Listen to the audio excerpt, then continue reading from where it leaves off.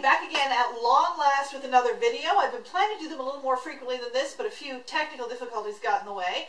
But I'm here right now, and that's what counts. And as I've been thinking about the whole building your self-esteem thing and the books we read, I ran across an interesting question. A friend of mine who is not only a friend, but a fellow avid reader and also a much better church lady than I'll ever be, and I mean that in the best sense, asked me a question a little while ago about reading books that contain foul language, swearing.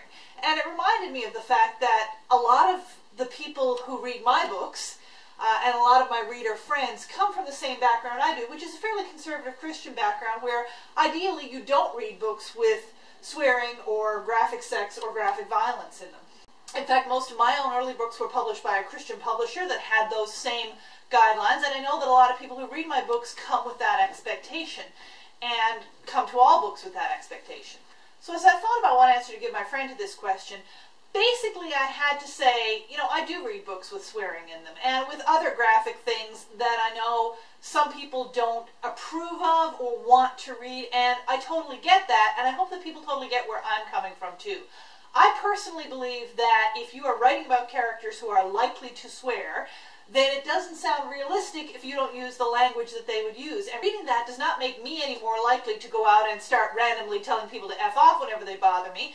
I think I make enough of a separation between what I read and what I say and do that the things I read don't necessarily impact me in this way. But I realize that some people are really bothered by this.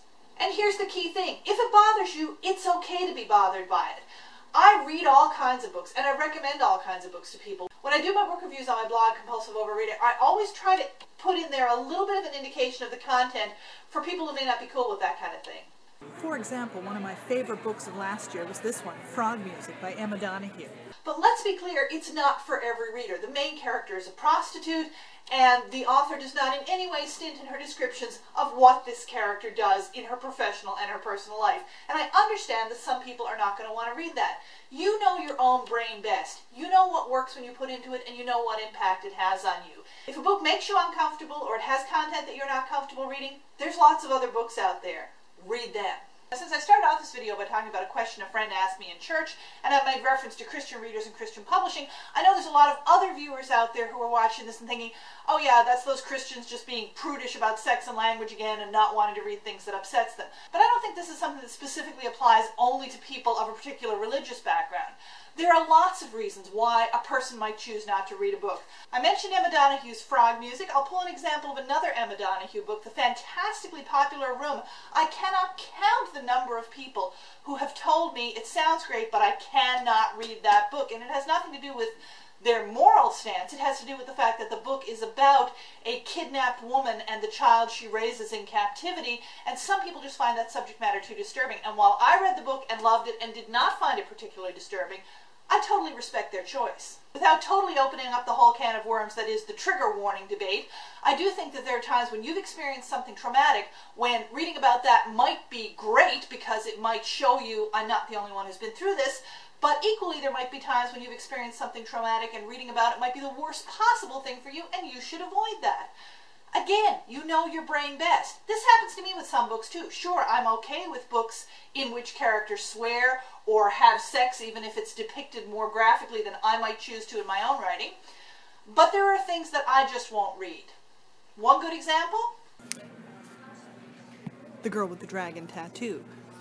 Stieg Larsson. I heard all the hype about that book, how great it was. I was more or less along for the ride, wasn't loving it, but, you know, good suspense and whatever. When we got to the part where one of the bad guys had like a little homemade torture chamber in his basement, that was where I checked out, and there's no way I would pick up either of the other books in that trilogy because it was just too disturbing to me to read it. Again, I've been living with this brain for a long time. I understand my own standards. I understand not only what I like and what I don't like, but also what's good for my brain, what helps me in reading and what hurts me. And I don't have any hesitation applying those standards, and I don't have any judgment or criticism for anyone who does.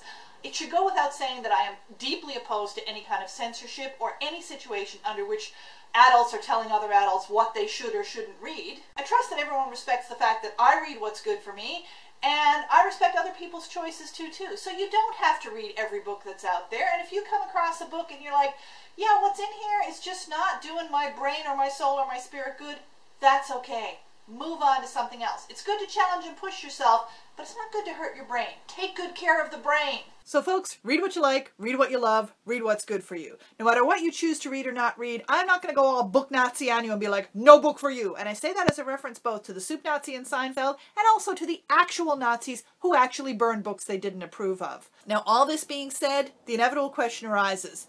Do I judge people when they tell me that they have read and loved 50 Shades of Grey? Yes, I do. I'm sorry. Nobody can be completely consistent 100% of the time, and I'm doing my best with the whole non-judgmental stance, but we all have our limits. I do my best, so should you. Until next time, keep building your self-esteem.